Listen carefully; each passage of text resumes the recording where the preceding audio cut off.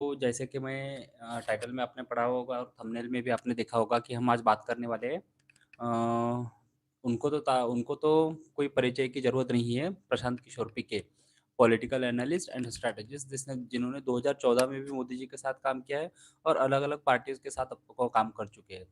तो recently I have gone through the one of his interview उन्होंने जो बरखा दत्त उनके चैनल पे उन्होंने इंटरव्यू दिया था, तो मैं उनका इंटरव्यू सुन रहा था और उनकी कुछ बातें बहुत तथ्यों के हिसाब से उन्होंने रखी, फैक्ट के हिसाब से उन्होंने रखी है। जैसे कि अभी एक प्रोपेगेंडा, एक नैरेटिव फैलाया जा रहा है कि ये 2024 मोदी जी के लिए या फिर बीजेपी के लिए शाइनिंग इंडिया ना हो जाए। शाइनिंग इंडिया ना हो जाए मतलब क्या है कि 2004 वाला जो सीन हुआ था कि सबको लग रहा था कि Atal ji will come back, but वो हुआ नहीं बिकॉज़ शाइनिंग इंडिया नारा दिया गया लेकिन बीजेपी की सीटें कम आई और फेल हुई। बट उसके पीछे बहुत सारे रीज़न्स थे। बीजेपी का स्ट्रक्चर उस तरह से डेवलप नहीं हुआ था, ग्राउंड पे कार्यकर्ता उस तरह से डेवलप नहीं थे। कुछ ही स्टेट में बीजेपी बहुत ज़्यादा स्ट्रॉन्ग थी। वेस्ट और ईस्ट में, जैसे ईस्ट अगर पूछे तो Bihar, Orissa, Jharkhand, Assam, all north eastern state, वहाँ पे बीजेपी कुछ भी नहीं थी। साउथ में बीजेपी अभी भी कमज़ोर है, तब तो कुछ भी नहीं थी, ओके। तो there are different factors behind that और वो शाइनिंग इंडिया का नारा चला नहीं और बीजेपी 2004 में चुनाव हारी। तो अभी प्रशांत किशोर जी के हिसाब से अगर हम देखें, तो प्रशांत किशोर जी ने बहुत तथ्यों के हिसाब से बातें रखी है, वही तथ्य मैं आपके सामने रखने की कोशिश करूँगा। मैं आशा करता हूँ आपको ये चीज़ें पसंद है। प्लीज़ मेरे चैनल को लाइक, शेयर और सब्सक्राइब ज़रूर कीजिएगा। तो सबसे पहली बात कि there is no materialistic change और देयर इज़ नो सडन और big significant change as compared to 2019। अगर हम वेस्ट और ईस्ट की बात करें, तो वेस्ट में जैसे स्टेट अगर पकड़े हम कि गुजरात, ठीक है, राजस्थान, मध्य प्रदेश तो जैसे सेंट्रल इंडिया में आता है कि मध्य प्रदेश पकड़ो, या फिर वेस्ट और ईस्ट में अगर पकड़े, तो there is no change, big change between the west and east. तो बीजेपी अगर कमजोर कहीं है तो साउथ में कमजोर है। तो अगर आप 2019 का बीजेपी की अगर सीटें देखें, तो बीजेपी की सीटें आई थी, 303 सीटें आई थी, ठीक है। तब भी केरला में जीरो सीट थी, तब भी तमिलनाडु में जीरो सीट थी, तब भी उड़ीसा में 8 ही सीट थी, 8, हाँ 8 7 ही सीट थी, तब भी आसाम में 11 ही सीट थी, तब भी बंगाल में 18 सीट थी, है ना? तेलंगाना में 4 सीट थी, आंध्र प्रदेश में 0 सीट थी और तमिलनाडु, केरला में 0 सीट थी, पौंडीचेरी में 0 सीट थी। अब अगर हम बात करें, जो मीडिया में नैरेटिव चल रहा है कि बीजेपी कहीं तो लूज़ करेगी। अभी अगर हम कहते हैं कि there is no materialistic change, materialistic मतलब ऐसा चेंज नहीं होने जा रहा है जहाँ पे बीजेपी बहुत ज़्यादा लूज़ करेगी। चलो 10, 15, 20 सीटों की बात हम नहीं करते कि 10, 15 20 सीटें बीजेपी की लूज होंगी, लेकिन ऐसे बहुत सारे क्षेत्र या स्टेट है जहाँ पे बीजेपी गेन भी करेगी। अगर महाराष्ट्र, अभी सबसे बड़ा नैरेटिव फैलाया जा रहा है महाराष्ट्र के बारे में कि महाराष्ट्र में बीजेपी अच्छी खासी सीटें कम होने वाली है। बट अगर हम दोस्तों सोचे, तो महाराष्ट्र में पिछले बार बीजेपी की सीटें कितनी थी? 23 सीटें थी।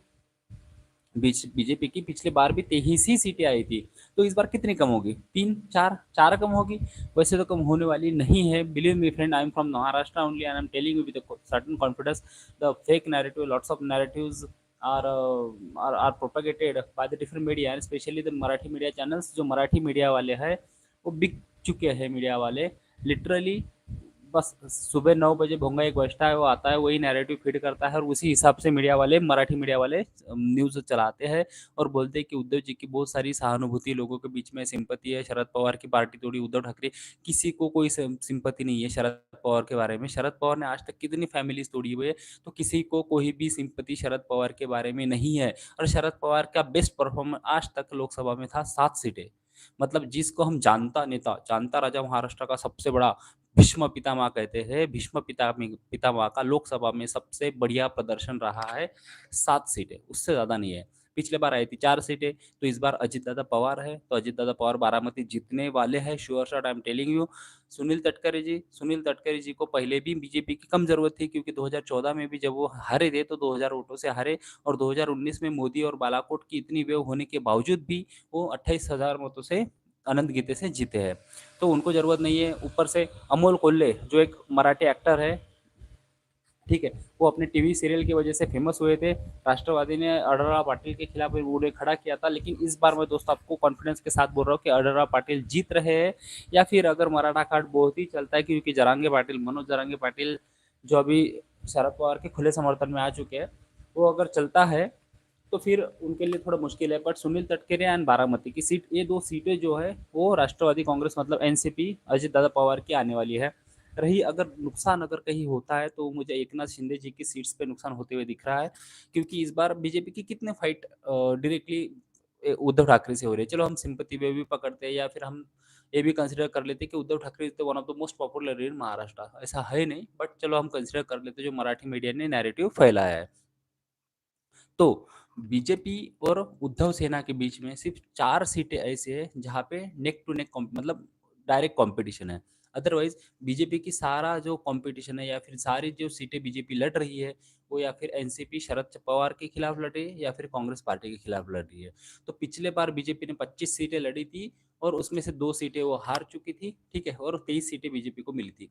इस बार में इस बार बीजेपी ज़्यादा सीटें लड़ रही है। इस बार तो बीजेपी ने वैसे 30 या 35 सीटें लड़नी चाहिए थी, but due to the political understanding between the Shiv Sena, Eknath Shinde and Ajit Pawar, BJP is now fighting on 28 seats. तो 28 सीटों में से हम अगर पकड़े कि 5 सीटें बीजेपी हार भी जाए, प्रोबेबिलिटी कम है, फिर भी बीजेपी 23 की 23 सीटें अपनी रिटेन करने जा रही है दोस्तों। तो बीजेपी को ना महाराष्ट्र में नुकसान हो रहा है, फिर लोग कहते हैं कि बिहार में नुकसान होगा। बिहार में बीजेपी के पास सीटें थी कितनी, 17। तो इस बार भी बीजेपी 17 से नीचे नहीं आने वाली है, तो लॉस होगा भी। चलो पकड़ लेते कि लॉस होगा भी, तो लॉस होगा तो 1 सीट का लॉस होगा। 16 सीटें आएगी, 15 सीटें आएगी पकड़ लो। चलो, तो महाराष्ट्र और बिहार दोनों मिला के 2 सीट का नुकसान हो गया, ठीक है। उसके बाद हम राजस्थान में पकड़ लेते हैं। राजस्थान में पिछली बार 25 के 25 सीटें जीती थी, तो इस बार बोल रहे कि बहुत ज़्यादा टफ कॉम्पिटिशन है। भाई सीटें टफ कॉम्पिटिशन में होना और सीटें जीतना ये अलग चीज़ होती है। बहुत सारी सीटें होती है जो फंसी हुई होती है, जो रिजल्ट के दिन 1000, 4000, 5000। इंडिया में ऐसी पॉपुलेशन 5 या 10% ऐसी पॉपुलेशन है जो इलेक्शन के 3 दिन पहले डिसाइड करते हैं कि हमें वोट किसे करना है, कि हवा किस तरफ बह रही है, हमारा वोट ना वेस्ट ना जाए, जो चुन के आने वाला है हम उसे ही वोट करें। तो और राजस्थान बीजेपी के लिए पहले से एक टॉलवर्ड रहा है, वहाँ से अच्छे खासी सीटें बीजेपी ने पहले भी जीत चुकी है जब पावर में नहीं थी। अब तो ज़्यादा ही चांसेस है, ओके। तो राजस्थान में मुझे कुछ लॉस होते हुए नहीं दिख रहा है, फिर भी हम राजस्थान में 3-4 सीट का लॉस पकड़ ले तो चलो, कुल मिला के 6-7 सीट का लॉस हो चुका है।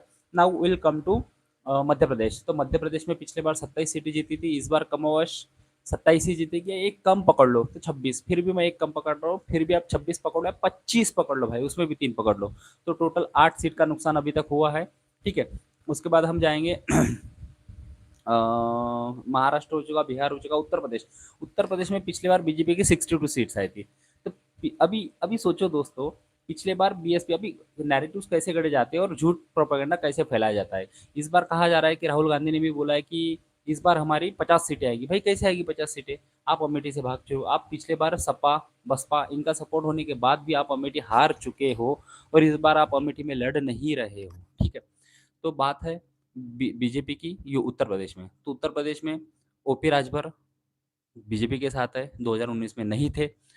आरएलडी जयंत चौधरी की पार्टी बीजेपी के साथ है, पश्चिम यूपी में, ठीक है, वेस्ट यूपी में, वो भी उनके साथ है।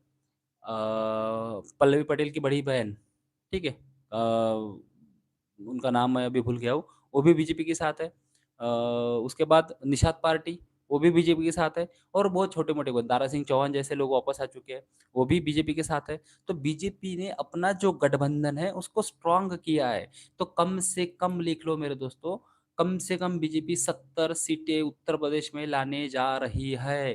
पिछले बार 62 और उनके अलायंस के मिला के 2, मतलब 64 सीटें आई थी। इस बार कम से कम 64 सीटें बीजेपी की आने वाली है। अब हम आते हैं उड़ीसा पे। तो उड़ीसा में दोस्तों इस बार सरप्राइज मत होना अगर उड़ीसा में गवर्नमेंट ही बन जाए बीजेपी की स्टेट असेंबली में। वहाँ पे स्टेट असेंबली और अपने मेंबर ऑफ पार्लियामेंट, मतलब लोकसभा के चुनाव साथ होते हैं। तो नवीन बाबू के खिलाफ 25 साल के एंटी इनकम्बेंसी है, वो 6वें बार चीफ मिनिस्टर बनने के लिए ट्राई कर रहे हैं। The relation between the prime minister of India Narendra Modi ji and Naveen Babu जो बीजू पटनायक के बेटे हैं, उनके रिलेशन बहुत अच्छे हैं। But due to the some political understanding and strategy, they didn't want to leave some space for the Congress, है ना। अगर बीजेपी और बीजेडी साथ लड़ती तो सारी अपोजिशन की स्पेस जो है वो कांग्रेस को मिलती। तो वहाँ पे भी बीजेपी को गेन होने वाला है। BJP will be the single largest party in Odisha as far as the parliamentary election is concern. और हैरान मत होना दोस्तों अगर सरकार भी वहाँ पे स्टेट असेंबली में बीजेपी की बन जाए। Then next come to Bengal. Bengal में पिछले बार 18 सीटें आई थी, इस बार भी नुकसान होने के चांसेस कोई नहीं है। तो इससे पहले जो मैंने आपको गिनाया था कि 10 सीटों का नुकसान हुआ था, तो ओडिशा में हम पकड़ लेते 18 सीटों में से बीजेपी इस बार कम से कम 10-12 सीटें लाएगी। तो 4 सीटें वहाँ पे चली गई, फिर भी 6 सीटों का नुकसान अभी भी मैं कंसीडर कर रहा हूँ, ठीक है। पिछली बार असम में बीजेपी की 11 सीटें आई थी, इस बार 12 आने वाली है कन्फर्म, तो 1 सीट वहाँ पे तो बचा 3 से 4 सीटें के लॉस बचा है। पिछले बार बंगाल में बीजेपी की 18 सीटें आई थी, इस बार कम से कम बीजेपी की 22 या 24 सीटें आने वाली है, बिलीव मी दोस्तों। BJP will be the single largest party in Bengal, ठीक है। तो नुकसान जो मैंने अब तक आपको बताया वो हो गया है मैच, ठीक है। और मैच नहीं ज़्यादा हो गया, ऑब्वियसली बीजेपी अगर 8 सीटें यूपी में गेन कर रही है तो प्लस 8 अब तक आ चुके हैं हम। इस बार बीजेपी 100% केरला में खाता खोलने जा रही है। 1 या 2 सीटें तो कम, 2 सीटें तो मुश्किल है, बट 1 सीट है ऊपर से द नेक्स्ट स्टेट। जैसे बोलते हैं कि दिल्ली का रास्ता यूपी से गुजरता है, वैसे साउथ साउथ का यूपी अगर किसे कहा जाता है वो तमिलनाडु को कहा जाता है। वहाँ पे बीजेपी बहुत दिनों से अपने पैर पसारने की ट्राई कर रही है, but it was very difficult for BJP to sustain और स्टैंड इन द आर्य द्रविडन पार्टीज। वो वहाँ पे दो पार्टी है द्रविडन्स, वो जो लिंग्विस्टिक कार्ड्स और रीजनलिज्म ज़्यादा प्ले करती है। One is ADM K and second one is DMK, Anna Dramuk and Dramuk party. Okay, so DMK is in power because of the corruption and the whole issue। BJP के पास ऐसे कोई leader नहीं थे जो इन चीज़ों को उजागर कर सके। नाउ वहाँ पे बीजेपी को एक ऐसे यंग ऑफिसर मिले। I am also an UPSC aspirant, that is why I know that how much hard works people need in order to make that exam success. Okay, so Annamalai ji के रूप में एक यंग उन्हें BJP chief मिला है जो हाजिर जवाब, हर चीज़ का जवाब उनके पास है। ग्राउंड पे मेहनत करते हैं, रियलिटी जानते हैं, लोगों के बीच में कनेक्ट अच्छे अच्छे पढ़े लिखे हैं। उन्हें कर्नाटक का सिंघम कहा जाता था। एक आईपीएस की नौकरी छोड़ के आ चुके हैं, आईआईटीएन है, आईएम भी है, आईएम है। तो 50% यूथ जिस स्टेट में है वहाँ की यूथ को कनेक्ट करने वाली चीज़ उनके पास है, वो है अपना नॉलेज, वो है अपनी ऑनेस्टी एंड परफॉर्मेंस। तो बिलीव मी दोस्तों, इस बार कम से कम 20% का वोट परसेंटेज बीजेपी तमिलनाडु में क्रॉस करने जा रही है। So there is no loss in west and east, और जब तक वेस्ट एंड ईस्ट में बीजेपी को सिग्निफिकेंटली डैमेज नहीं होगा, BJP will not lose. BJP is not going to lose this election.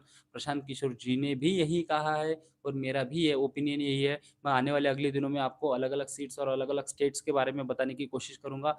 But believe भी दोस्तों, as far as the seats prediction is concerned, I'll give around 300 seats to BJP by its own। NDA 350 तक जा सकता है। मुझे लगता है कि बीजेपी इस बार अपने 303 के मार्क को भी क्रॉस करेगी। But I am firm believer of the astrology as well, ठीक है। सनातन पे जो एस्ट्रोलॉजी वगैरह साइंस है उस पर बिलीव करता हूँ। तो one of the famous astrologer in India, PV Narasimha Rao, Jaipur dialogue पे आपने देखा होगा कि he was also saying that BJP will get at least 282 to 303 seats in this election, because there are many forces जो बाहर देश में रहते हैं या फिर इंडिया में। This is do or die election for them. Many parties in India, जो regional parties, there are many regional parties in India which will consequentially merge, they will have to merge into the Congress in order to survive. क्योंकि regional parties का ऐसा होता है दोस्तों कि ज्यादा दिन बिना सत्ता के सर्वाइव नहीं कर पाती है। तो believe me, BJP is not going to lose this election. BJP is 100% winning this election with with उसको क्या बोलते हैं हम, significantly. Okay, so this is it. Thank you for your time and please अगर मेरा विश्लेषण आपको अच्छा लगे तो लाइक शेयर एंड सब्सक्राइब करना। थैंक यू दोस्तों।